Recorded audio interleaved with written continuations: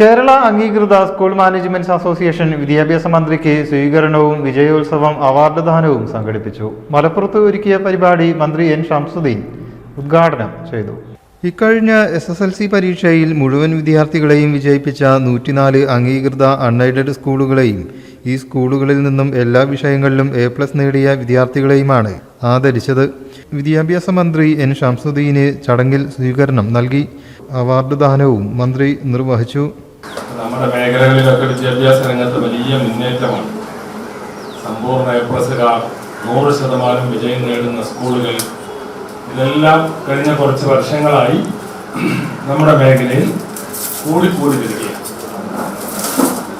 മലപ്പുറം ജില്ല പ്രത്യേകിച്ച് വിദ്യാഭ്യാസ രംഗത്ത് വലിയ മുന്നേറ്റമാണ് നടത്തിയിട്ടുള്ളത്. അപ്പോൾ അതൊക്കെ വളരെ ആസൂത്രിതമായ പ്രവർത്തനത്തിന്റെ ഭാഗമാണ്. വെറുതെ ഉണ്ടായത് ഇവിടെ ജില്ലാ പഞ്ചായത്ത് പ്രസിഡന്റ് ഇരിക്കുന്നുണ്ട്. ഒരു കാലത്ത് വിജയഭേരി എന്ന് പറഞ്ഞ് ജില്ലാ പഞ്ചായത്ത് നടത്തിയ പരിശ്രമം സമീപകാലത്തെ കാര്യം.